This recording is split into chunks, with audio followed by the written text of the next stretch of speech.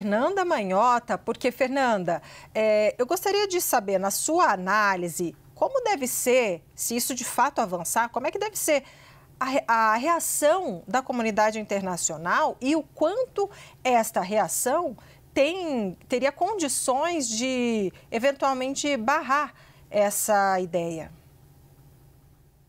Oi, Débora, boa tarde a você, ao Yuri e a todos que nos acompanham. Débora, basicamente nós estamos aqui testemunhando o governo Netanyahu dobrando a aposta, né? Essa é a medida na prática que vai se implementando. Quer dizer, nós estamos falando de um dilema estratégico importante, porque, como a Mari descrevia, não são poucos os indícios de uma certa exaustão, militar, inclusive, né? Quer dizer, há limites para a ação em loco terrestre, e o que a gente tem acompanhado agora é basicamente uma geografia devastada, com enorme crise humanitária e com uma série de gargalos do ponto de vista tático.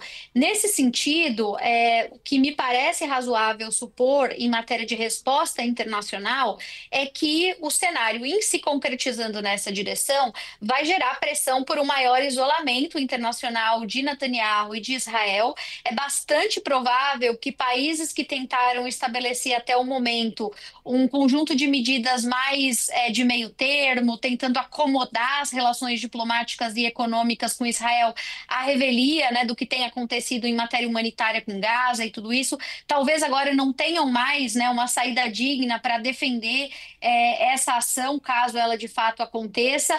E nesse sentido, evidentemente, Israel vai sofrer o impacto de um isolamento político, diplomático e econômico, com eventuais danos colaterais para a própria manutenção do regime e as pressões domésticas que acabam se elevando sempre que um país enfrenta situações dessa natureza.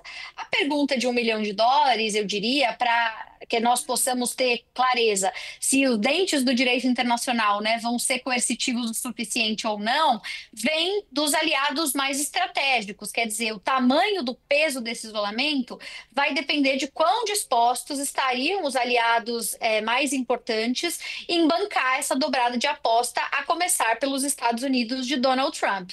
A gente sabe que Donald Trump tem mantido nos últimos meses, né, uma conduta de apoio a Netanyahu e a Israel, já fez vários acenos nessa direção, tem inclusive uma certa cumplicidade de visão de mundo com Netanyahu do que tange a vários assuntos, mas Trump tem, ao mesmo tempo, uma baixa predisposição para novos conflitos internacionais. Ele não é um presidente que lida tão naturalmente com intervenções, que gosta de tratar essas questões do ponto de vista da expansão do uso da força. Ele tem, nesse segundo governo, surpreendido mais nesse sentido do que no governo anterior, isso é verdade, com algumas decisões mais recentes que contrariam a lógica do passado, mas em se tratando de Israel, a pergunta que a gente vai precisar tentar responder, mapeando a eventual ação e reação do governo americano, é até quando Donald Trump estaria disposto a ir, até quando, quão longe ele estaria disposto a ir para manter Israel de Netanyahu ainda dentro de uma cortina de proteção.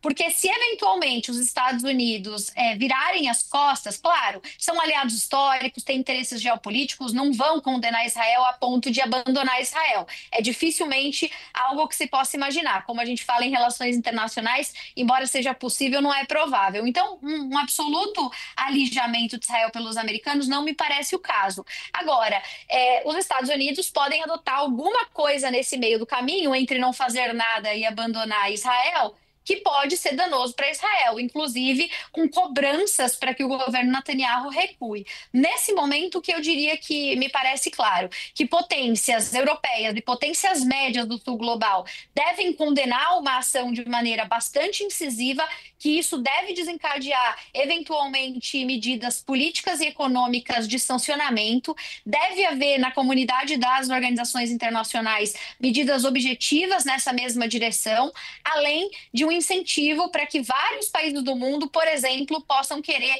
reabrir a discussão sobre reconhecer o Estado palestino, como a gente já vem acompanhando acontecer nos bastidores. Agora, Qual vai ser o tamanho desse buraco? Quem vai poder dizer mais claramente vai ser o pessoal lá de Washington. Então, acho que é aí que tem que estar o nosso olhar nesse momento para entender até que ponto esse alinhamento de política de Netanyahu está sendo coordenado com Washington. Netanyahu está dobrando a aposta, independente dos aliados, ou ele está fazendo isso sabendo que tem retaguarda? É isso que a gente agora vai precisar tentar responder.